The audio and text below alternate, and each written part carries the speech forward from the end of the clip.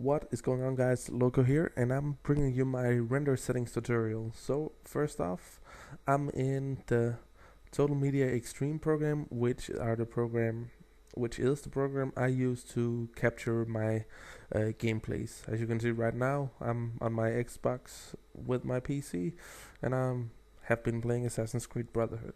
But anyways, I would highly recommend using the PlayStation 3 input because the format M2TS is by far the better choice of the three choices you get here. You can see if I would change to this, it will go to the 360. So go and stick with the M2TS. It will give you the best results.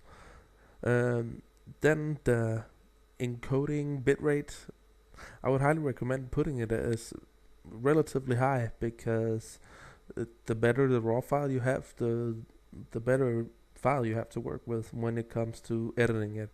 So I have it at the highest settings. I believe that having it above 9, 10, blah blah blah, whatever, it will give you equally good result. But I just put it at the highest because then I won't get cheated out on anything. But let us move into Sony Vegas instead. So I'm in Sony Vegas now, and I will just pick this gameplay I have here. And the first thing I like to do when going into this with a video is to remove the black line I have around the capture. You can see if I zoom in here, there is a black line following around, and it's very simple to get rid of, so I would highly recommend doing that. You press Event Pan Crop on the video, and then you slightly move this in until you can see the black thing will get removed.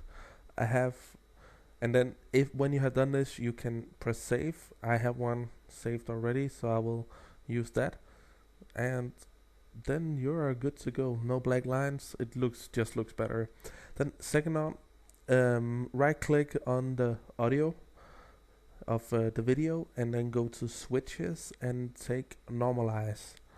That will make the volume a slightly bit crispier, and not many people can feel the difference, but it won't change your file size, so I would highly recommend doing it.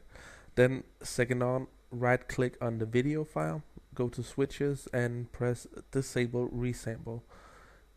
If you're not rendering in 60 frames per second, this disable resample will get rid of ghosting, which is the small lag you can see on a video. If you're turning quickly, the video may be behind, and this will get rid of it. But if you render in 60 frames per second, it should make a difference, but better safe than sorry. Then what I do more, you go into track effects, which is next to the video here, and yeah, you can see I have a filter package open already, but you get this screen usually if you haven't saved anything. There are 5 things I would like you to pick. There's the brightness and contrast. There is the color corrector. Whoops, my bad. Brightness and contrast, color corrector, levels, saturation adjust, and sharpen. And then you press OK. Instead of me doing this, I will open it my filter package already because it has the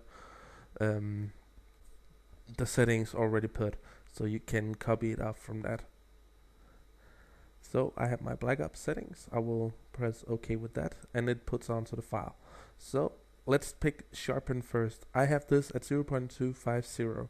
You can see normally it will be like this. I know it may seem like a lot, but when you put it up on a big screen, it will change it. You can see if I put it all the way up, you can see the difference. So having it around 0.25 will give you a good result. Then the color corrector, this is probably the most important thing. Normally this will be at reset to none, and as you can see, it looks a little boring over there. So if you press Studio RGB to Computer RGB, it will give a better result for you. And then brightness and contrast, this is especially good if you're playing on darker maps, since you will be able to see the video more clear with this. Now this is on a snowy map, but doesn't really make, but as you can see, black and white, and I just bump it up slightly bit. So I would highly recommend putting this in as well. Then the levels, again, is one thing you need to change. Input start 0.116. If you want to copy my stuff, you will be free to do so. You can just pause the video once in a while and do so. And then the last thing, saturation adjust.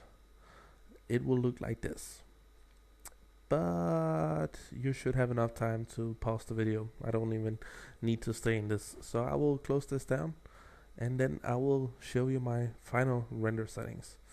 So I use the WMV file and I have my template, and then I will press custom, so you can see I use the audio settings like this. You can also go down to 64 or whatever please your mind. I'm not bothered because this is not really what makes the video looks good.